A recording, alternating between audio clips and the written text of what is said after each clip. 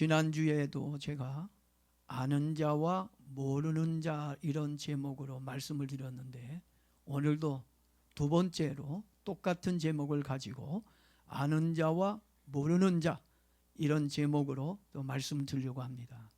지난주에 모르는 자 누가 나왔어요? 나발이라는 사람이 나왔어요. 예? 그래서 모르는 나발이 그가 무지를 통해서 심장 쇼크가 오고 그리고 죽게 되어졌다고 말씀을 드렸습니다. 무지하면 누구만 손해라고 그랬습니까? 나만 손해예요. 하나님은 무지하는 사람에게 축복하지 않습니다. 모르는 사람에게 은혜를 베풀지 않습니다. 하나님은 누구에게 은혜와 복을 주십니까? 아는 자에게 주신다고 하는 것입니다. 그래서 오늘은 제가 아는 자 아비가일이 받은 축복에 대해서 말씀을 드리려고 합니다. 아비가일이 어떤 지혜를 가졌기에 집안을 지키고 복을 받게 되었는지 알아보도록 하겠습니다. 먼저 아비가일은 다윗이 어떤 사람인지 아는 지혜가 있는 여인이었습니다. 아비가일이 뭐가 있어요? 지혜가 있어요. 여러분 지혜가 있습니까? 혹시 나발처럼 무지한 거 아니에요? 모르는 거 아닙니까? 여러분은 좀 아비가일처럼 지혜가 있는, 모든 것을 이해하고 알 수 있는 지혜가 있기를 바랍니다. 아비가일은 집안에 큰 위기가 닥쳤을 때 자신이 어떻게 처신을 해야 위기에서 벗어날 수 있는지를 아는 영적 지혜가 있었습니다. 그리고 그녀는 모든 상황을 알고 즉각 행동으로 옮길 수 있는 용기와 판단력이 있는 사람이었습니다. 그리고 문제 해결을 위해 자신의 모든 것을 걸고 헌신했던 사람입니다. 또한 그녀는 자기 남편이 어떤 성향의 사람인지도 잘 알고 있어요. 우리 결혼하신 분들은 남편 성향 알아요? 몰라요? 잘 알죠? 저희 집사람도 저에 대해서 꿰고 있어요. 너무 잘 압니다. 그러다가 나발이 정말 어리석은 짓을 다윗에게 했다는 이야기를 들었습니다. 다윗의 부하들이 찾아와 도움을 구했을 때 남편이 어떤 태도를 보였는지 안 봐도 알았어요. 왜냐하면 무식하고 미련할 뿐만 아니라 욕심도 많고 인색해서 남을 도와줄 마음이 1도 없다는 것을 잘 알고 있었기 때문입니다. 그리고 상대방의 감정이 상하지 않게 기분 좋게 거절하는 것이 아니라 자존심이 상할 정도로 핀잔을 주고 모욕적인 말로 거절했을 것이라는 생각을 가졌습니다. 그래서 아비가일은 그런 남편에게 찾아가 바가지를 긁기보다는 잔소리하지 않고 자기가 집안을 위해 어떤 행동을 해야 좋을지를 알고 있었습니다. 그래서 남편에게 말하지 않고 즉각 음식과 예물을 준비해 문제 해결을 위해 행동에 나섭니다. 아비가일은 지혜로운 판단과 민첩한 행동으로 가족과 자신의 생명을 살려냅니다. 제가 결혼한 우리 여자 성도님들에게 좀 물어보겠습니다. 긴장하지 마세요. 뭐 물어본다 그러니까 어려운 거 물어보는 게 아니고 쉬운 거 물어봅니다. 여러분들에게 지금 아비가일의 집에 일어났던 것처럼 이런 일이 생긴다면 어떤 행동들을 하시겠습니까? 아니, 제가 질문 좀 다시 해볼게요. 지금까지 어떤 행동들을 보이셨습니까? 고민하시는 분이 있어요. 내가 어떻게 행동했는가? 1번, 남편에게 달려가 인상을 쓰고 잔소리를 퍼부어준다. 웃는 거 보니까 1번이 이제 가지고 있는 분이 있는 것 같아요. 2번, 남편에게 달려가 너 죽고 나 죽자 욕하며 목숨 걸고 싸운다. 3번, 남편이 하는 일이니까 귀찮아 모르는 체하고 그냥 넘어가 버린다.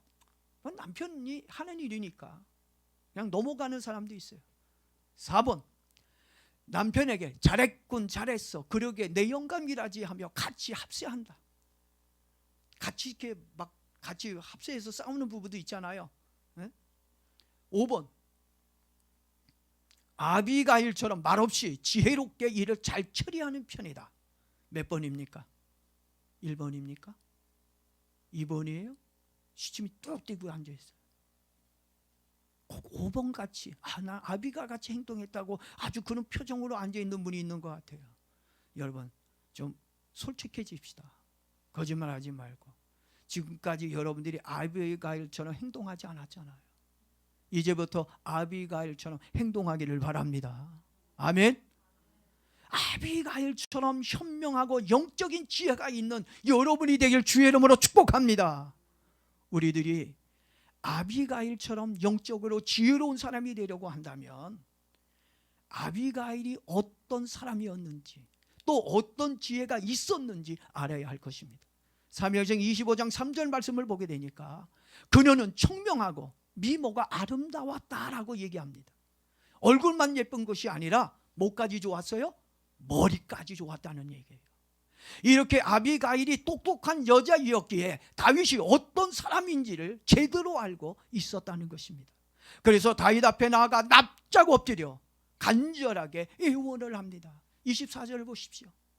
24절을 보니까 그가 다윗의 발에 엎드려 이르되 내 주여 원하건대 이 죄악을 나곧 내게로 돌리시고 여종에게 주의 귀에 말하게 하시고 이 여종의 말을 들으소서. 다윗을 뭘로 높여요? 나의 주인이라고 높입니다. 그리고 자신을 낮추되 나는 당신의 여종입니다 라고 말을 합니다. 무지하고 미련했던 남편 나발과는 얼마나 다른 모습을 보여주고 있습니까? 이 여인은 다윗이 골목대장이라 해먹는 불량배가 아님을 알았습니다. 다윗은 이스라엘의 왕이시고 나는 당신의 백성입니다 엎드려 경배하고 있는 것을 봅니다. 얼마나 지혜로운 모습입니까? 얼마나 지혜로운 모습입니까? 다윗이 누구인지 몰랐다면 가능했을까요? 그녀는 다윗이 어떤 사람인지 정확하게 알고 있었기에 한 걸음에 달려가 엎드려 빌었다는 것입니다. 28절을 읽어보면 더 자세하게 나옵니다. 28절 보니까 주의 여종의 허물을 용서하여 주옵소서. 여호와께서 반드시 내 주를 위하여 든든한 집을 세우리니 이는 내 주께서 여호와의 싸움을 싸우심이요 내 주의 일생에 내 주께서 악한 일을 찾을 수 없음이니이다. 이 구절에서 아비가일의 영적 지식이 얼마나 깊은지를 엿볼 수가 있습니다. 이 지식은 그냥 생기는 게 아닙니다. 영적 통찰력과 영적 분별력이 없으면 알 수가 없는 겁니다. 지금 이 시대에 우리에게 필요한 것이 있다면 영적 분별력과 통찰력이 있어야 되는 것입니다. 그런데 아쉽게도 지금 우리들은 영적 분별력과 통찰력이 매우 부족하다는 겁니다. 시대를 읽는 눈도 없고 세상이 어떻게 돌아가고 있는지도 모르는 나발처럼 영적 무지의 삶을 살고 있습니다. 그러니 나발처럼 미련하게 살다가 불행하게 죽음을 맞이하게 될 것입니다. 여러분, 영안의 눈이 좀 열려졌으면 좋겠어요. 영안의 눈이 열려져서 이 세상을 제대로 보며 살았으면 좋겠습니다.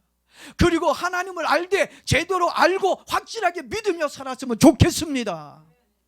특히 그녀는 말을 할 때마다 다윗에게 내 주여, 내 주여 라고 고백을 합니다. 그것뿐이 아닙니다. 28절에 보니까 하나님께서 다윗을 위해 다윗의 집을 든든하게 세워주실 것입니다 라고 고백하고 있는 걸 봅니다. 그리고 다윗은 여호와를 위하여 선한 싸움을 싸우고 있는 하나님의 사람이라는 것도 잘 알고 있습니다. 정말 영적 지식과 신앙의 깊이가 있는 여인이었습니다. 아비가일은 그저 다윗이 갖고 있는 힘이 무서워 벌벌 떨며 용서해달라고 빌고 있는 거 아닙니다. 그녀는 다윗을 하나님이 쓰시는 종으로 알고 있었고 하나님이 그를 통해 하나님의 나라를 세울 것을 그는 믿고 있었습니다. 그랬기에 그 영적 권위 앞에 엎드려 경배하고 있는 것입니다. 우리들도 이 영적 지식과 믿음을 가지기를 바랍니다. 저는 여러분들이 예수님이 누구인지를 제대로 알고 믿었으면 하는 마음 간절합니다. 그냥 와서 그냥 꼬다는 보리처럼 앉았다 가는 것이 아니라 이 아비가일처럼 예수님이 누군지를 알고 정말 진지한 마음으로 고백하고 신앙을 여러분의 신앙을 보여줄 수 있는 귀한 시간 되어지기를 바랍니다. 예수님은 선지자 중에 한 사람이 아닙니다. 그는 위대한 성인도 아닙니다. 예수님은 하나님의 나라를 세우기 위해 이 땅에 오신 누구의 아들이요? 하나님의 아들이시며 다윗의 자손으로 사람들을 구원하기 위해 오신 메시아입니다. 이 고백을 이 여인이 다윗 앞에 하고 있는 겁니다. 여러분, 아멘입니까? 그걸 믿습니까? 이것을 제대로 알아야 우리가 다시 오실 재림 예수님을 믿고 기다리며 살 수가 있는 것입니다. 예수님에 대해서 제대로 모른다면 결국 우리도 누구처럼 될까요? 나발처럼 될 겁니다. 나발처럼 죽게 되질 것이에요. 무지하고 어리석은 나발이 아니라 지혜와 영적 통찰력에 있는 아비가일이 되기를 바랍니다. 그리고 두 번째로 아비가일을 보게 되면 눈앞에 닥친 문제를 지혜롭게 해결할 줄 아는 용기가 있는 여인이었어요. 머리만 좋은 게 아니에요. 뭐도 있어요? 용기도 가지고 있다고 하는 것입니다. 그녀는 남편이 행한 악한 일과 다윗이 군대를 이끌고 달려오고 있다는 소식을 들었습니다. 그 말을 들었을 때 얼마나 두려웠을까요? 일시적인 멘붕 상태로 겁에 질려 아무것도 할 수 없었을 것입니다. 그런데도 그녀는 아주 침착하게 담대함으로 신속하게 일을 처리합니다. 그녀는 그 배떡 200덩어리와 포도주 2가죽 부대와 그리고 요리한 양 5마리와 볶음국식 5세화와 컴포드와 무화과 등을 가져다가 나귀 위에 실었습니다. 이 많은 음식이 어디서 났을까요? 갑자기 어떻게 이 많은 음식을 구할 수 있었을까요? 남편 나발이 왕과 같은 잔치를 하려고 준비해 놓은 음식들입니다.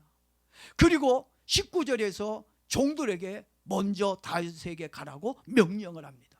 그리고 뒤를 따라가는데 남편에게는 아무 말도 하지 않고 갑니다. 아마 보통 여자들 같았으면 문제 앞에서 큰 소리 치고 난리 치고 아주 굉장치도 않았을 거예요. 이제는 우린 다 죽었다고 울며 불며 잔치판에 뛰어들어가 잔치를 망쳤을 것입니다.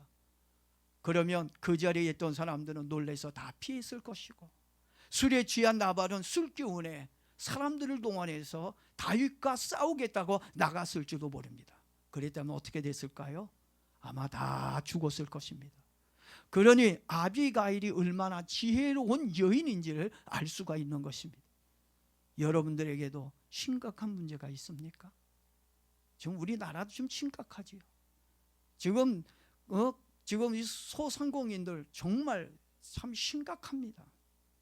그렇다면 하나님께는 지혜를 구하되 사랑과는 언어하지 말고 여러분 믿음으로 행동하기를 바랍니다. 또한 아비가일은 참으로 위대한 여인이라는 생각이 듭니다. 하나님은 살아계시고 지금도 나를 위해 일하고 계시다는 것을 알고 믿었습니다. 오늘 본문 말씀을 자세히 보십시오. 아비가일은 여호와께서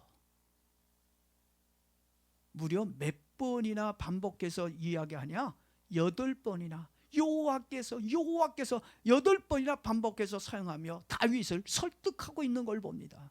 26절에도 보니까 여호와께서 살아계심을 두고 맹세하노니 여호와께서 막으셨으니, 또 28절에도 여호와께서 반드시 내 주를 위하여 든든한 집을 세우시리니, 그리고 29절에도 여호와께서 그것을 던지시리라.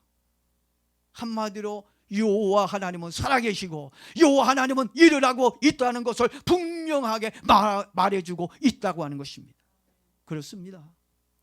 우리 인생의 주인은 나도 아니고 다윗도 아닙니다. 모든 사람들의 생명에 대한 주인은 여호와 하나님이십니다. 아비가일은 그 믿음을 가지고 있었기에 자신과 가족을 살리는 사람이 된 것입니다. 오늘 우리 교회와 우리의 가정도 마찬가지입니다. 누가 주인입니까? 저와 여러분입니까? 아닙니다. 우리가 주인이 아닙니다. 그저 우리는 종들이고 일꾼들일 뿐입니다. 오직 하나님 말이 나의 참 주인이 되신다는 것을 고백하기를 바랍니다. 아비가는 그걸 알았다는 얘기예요. 그러기에 우리는 하나님께서 지금도 나를 위해 일하고 계심을 믿어야 한다는 것입니다. 그러면 마지막 날 하나님의 심판에서 벗어날 수 있을 겁니다. 이제 얼마 안 있으면 하나님의 심판이 때가 올 겁니다. 여러분 지혜롭게 믿음으로 사는 저와 여러분 되어지기를 바랍니다. 그리고 마지막으로 아비가일은 겸손하게 자기를 낮추는 사람이었어요. 오늘 여러분들도 좀 낮아졌으면 좋겠어요. 그렇다고 키가 작아지라는 게 아니라 정말 겸손하게 자기를 낮출 수 있는 이 마음이 있어야 되는 거예요. 아비가일이 자기와 가정을 살린 것은 자기를 낮출 줄 아는 이 겸손함 때문이었습니다. 아마 남편 나발처럼 교만했더라면, 교만한 여자 많잖아요. 조금만 돈이 있으면, 조금만 세력이 있으면 남 깔아뭉개고 무시하고 말 한마디 하고 갑질하는, 그렇게 막 식당 가도 막 그 식당 종업원에게 함부로 말하고 사람을 막 이상하게 취급하는 그런 이런 여자들, 그런 사람들이 많이 있습니다. 그런데 아비가일은 그렇지 않았다는 거예요. 정말 자기를 낮추고는, 꼭 다윗에게만 그런 것이 아니라 그의 인생 자체가 이렇게 자기를 낮추며 사는 그런 겸손함이 있었기에 다윗 앞에서도 머리를 숙일 수 있었다고 하는 겁니다. 자, 그는 겸손하게 다윗 앞에 엎드렸습니다. 그리고 자기를 낮추고 자기 죄를 용서해 달라고 간구합니다. 그녀는 겸손한 사람이었기에 다윗이 처한 형편보다는 인품을 먼저 보았습니다. 남편은 교만함으로 다윗을 무시하고 얕보았지만 아비가일은 사람을 볼 줄 알았습니다. 지금은 비록 사울과 함께 쫓겨다니고 있는 비참한 사람이지만 그가 장차 왕의 보좌에 앉게 될 인물임을 알고 있었습니다. 여러분, 예수님 곧 오실 거 여러분도 알고 있습니까? 그렇게 여러분 믿고 있습니까? 그래야 진실된 삶을 사는 거야. 그래야 참된 믿음을 가지고 살 수 있는 거예요.